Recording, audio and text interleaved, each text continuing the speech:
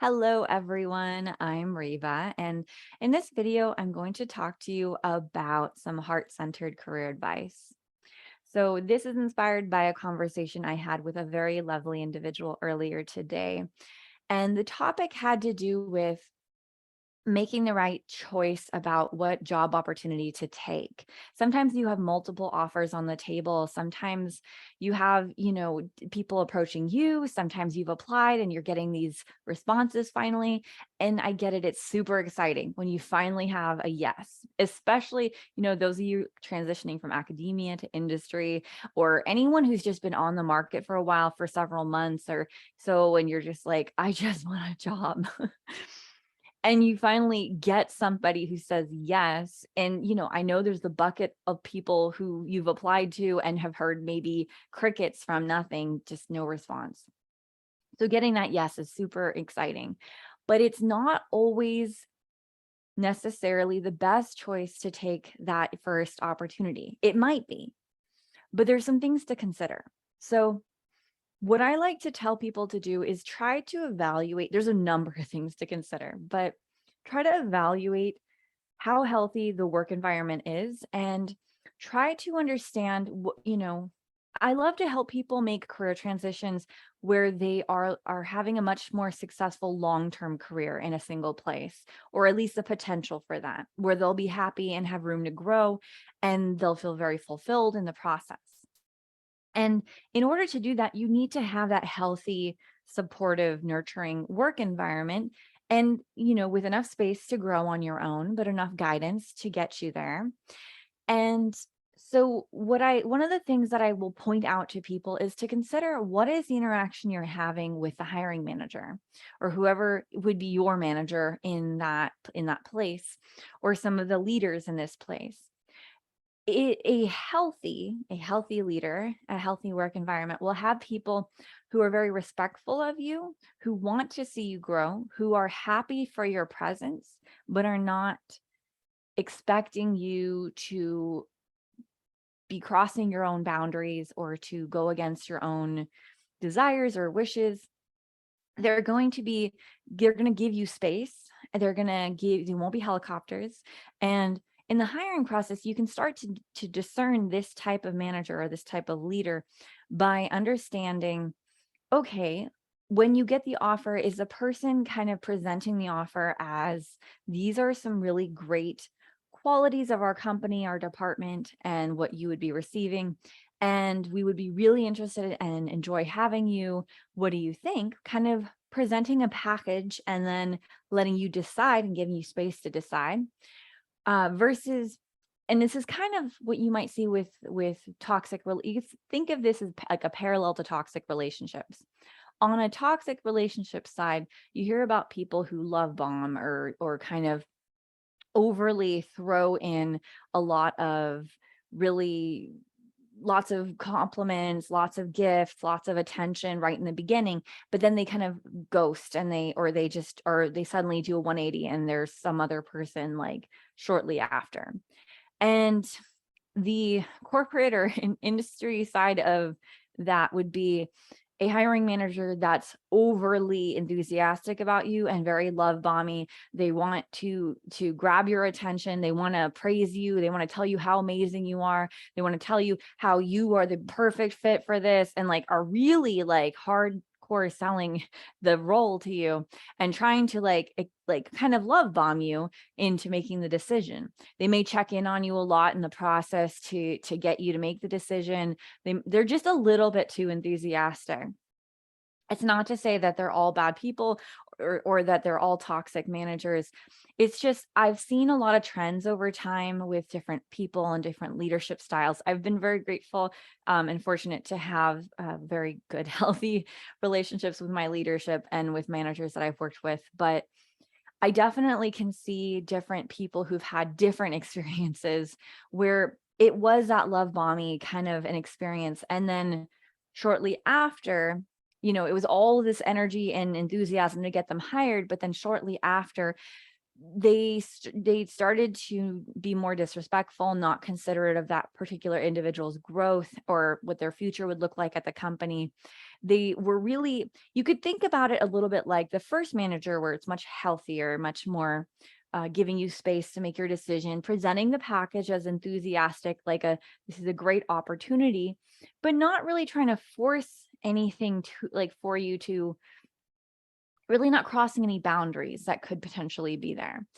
Now so that person, you could see that their manager and leadership style is going to be very similar to that months and years from now. It's going to be a situation where you have a leader who is respectful of you, your values, what your decisions are, and there's a better chance that they'll be some more supportive of your growth.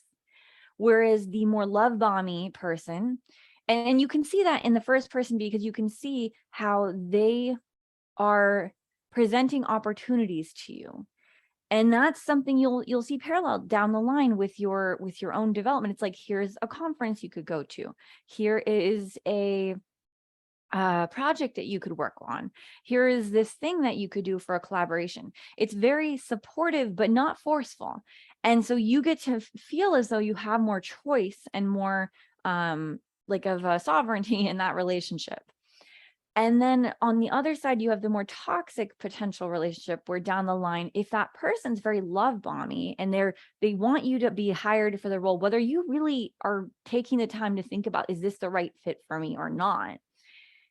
That individual is very self-centered. I'm not trying to put people down, but the personality type tends to be very focused on the self because they're trying to do what's right for their department, for their company, for their team, or whatever they're hiring for.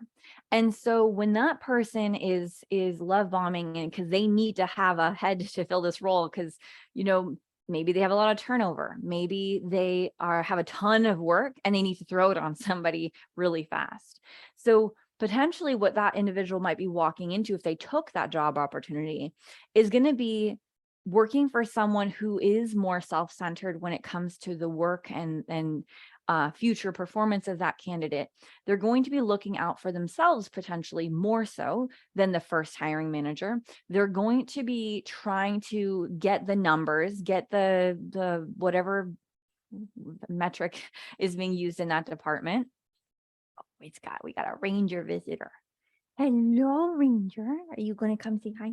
Oh, thank you for coming to say hi. But you can see how down the line, a person who's more self-centered, who's interested in what's best for the company, what's best for their department, for them, because they need to get this thing filled and get these responsibilities off of them. And they're not thinking so much of, is this, are you getting a better angle? Yeah. Oh, yeah, it's right.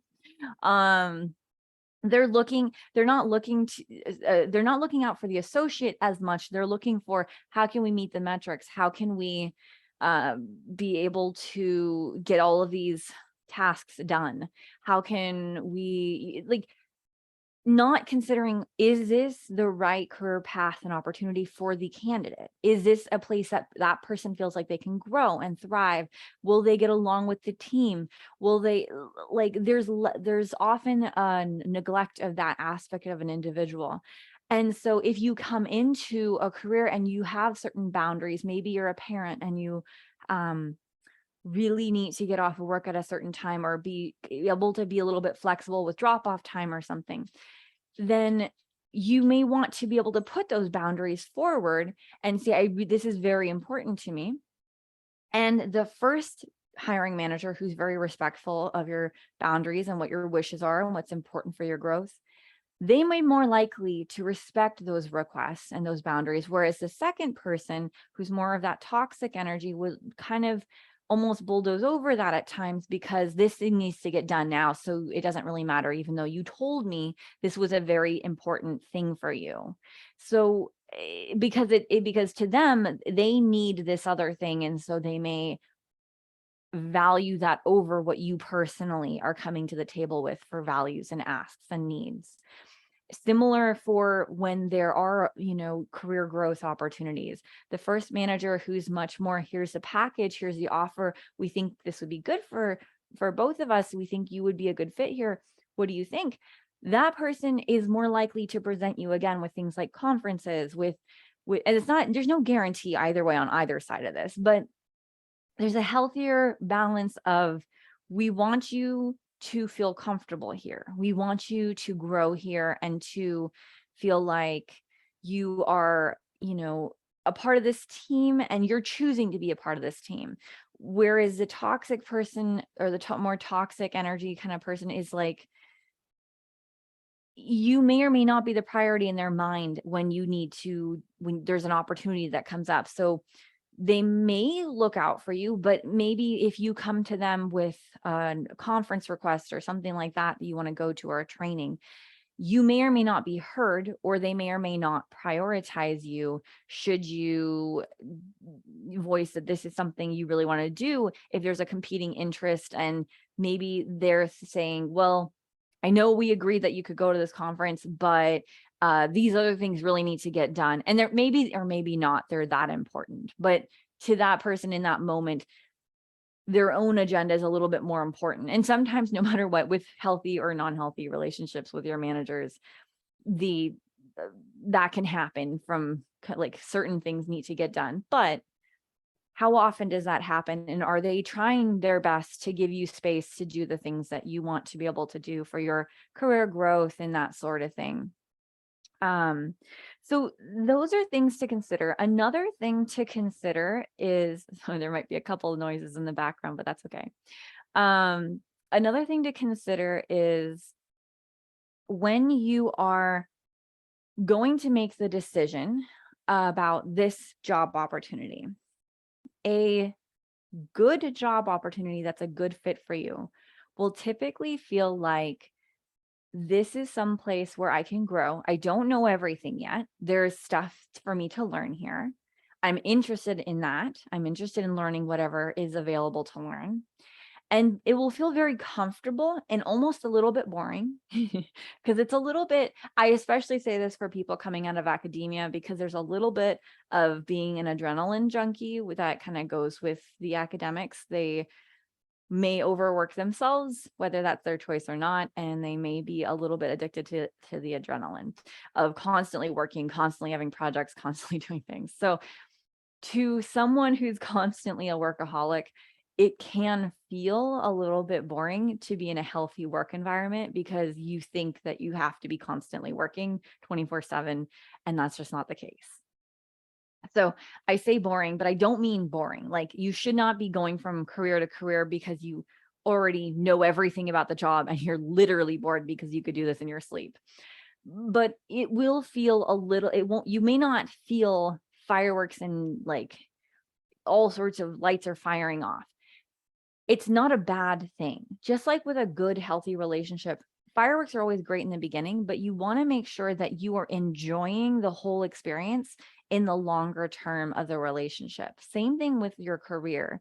You want to be excited about what you're doing, but I often see people make career mistakes where there's something that's so outside of what their comfort zone is or what their interests are, but it's like it sounds cool, and they get all excited and lit up because it's maybe perceived as great or a really good career choice to other people in their family, within their community of circle of people they're around. And so they're thinking it's highly sought after, so they should go do this thing. And that's often not a good reason to go into a career, because it's like this thing they idolize. Usually a good career choice or opportunity that comes along will feel very comfortable and like you're very supported when you go into it. You will be happy. You will not have major regrets. You don't have the feeling and sense of like, I really just, like, there's a gut feeling. It's a lot of it's intuition. I'll do more stuff on intuition in the future, but it really is about intuition. You will know that it's the right choice for you. If you get those gut sensations and feelings of like, I don't know, this seems like it's going to be taking over my life, or it feels like I'm really not interested in this, but it's, okay for now.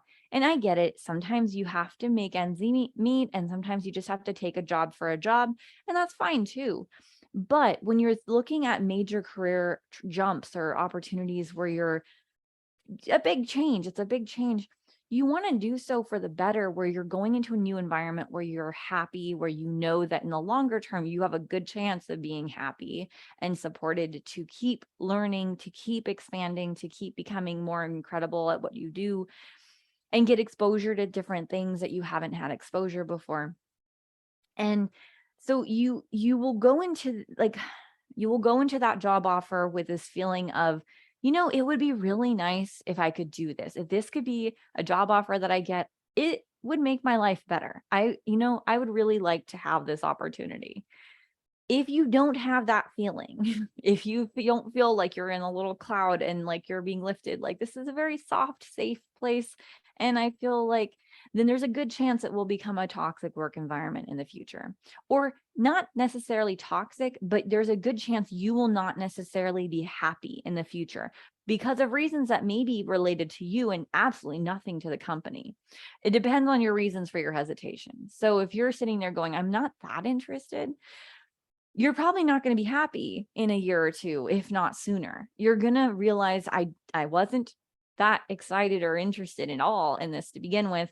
And I'm certainly not more interested after doing it over and over and over again. So there's a lot of importance that goes into you feeling your feelings at the stage of choosing the career opportunity that's presented to you. Sometimes there's multiple career opportunities and you get multiple job offers. And when you make those decisions, you want to evaluate how you are feeling about each one, about the environment, about the people. I mean, if you really, I'll give lots of other tips on how you can kind of suss out if it's a toxic work environment or a healthy work environment.